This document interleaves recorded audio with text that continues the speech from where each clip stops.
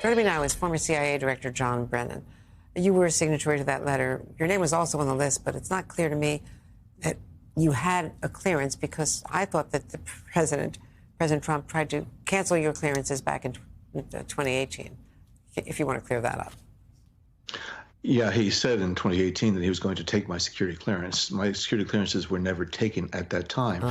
And the only reason why I still had a security clearance, as I have for the past number of years since I left government service, was for the benefit of the government, so that if the CIA or another government agency wanted to call me in to discuss a classified matter, they could do that.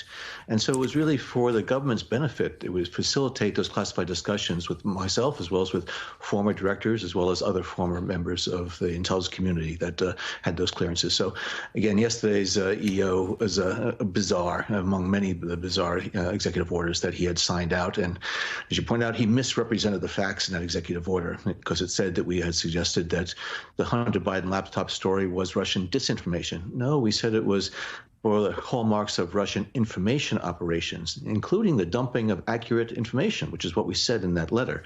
So again, this was just, his effort to try to get back at those individuals who have criticized him openly and publicly in the past, and I think very legitimately. Well, speaking of getting back at people, the official portrait of former Joint Chiefs Chairman, retired General Mark Milley, was removed from the walls of the Pentagon yesterday. It had been unveiled just a few days ago after it was painted, so it was put up in January 12th. It was taken down sometime after 12:46 p.m. And you can see Joint Chiefs Chairman Dunford's portrait there is still there. We should point out that Mark Milley served in commanded troops in Iraq, Afghanistan. He was in Korea, he was in Somalia, he was in ROTC in 1980 at Princeton University. No question about his service. What's your comment about that? We don't know who's responsible for taking it down, but clearly it happened right after the swearing-in. Well, maybe my official portrait at CIA headquarters has been taken down as well. I don't know. But General Mark Milley is an American hero.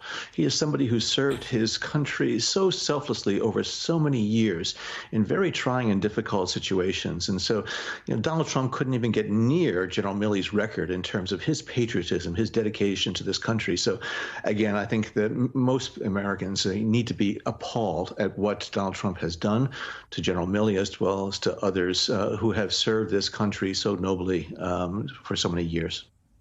The Senate Armed Services Committee voted along party lines to send Pete Hegseth's nomination to be Defense Secretary to the Senate floor. He faced allegations, as you know, of sexual assault, which he denies, alcohol abuse, financial mismanagement, all of which he's denied. Do you believe that he's qualified to lead the Pentagon? He seems to be headed towards confirmation. Well, I think there certainly are very legitimate concerns about some of his past behavior, as well as his past performance when he headed up some of these not-for-profit organizations. And I was disappointed that during the committee hearings there wasn't more intense scrutiny of some of these activities of his in the past.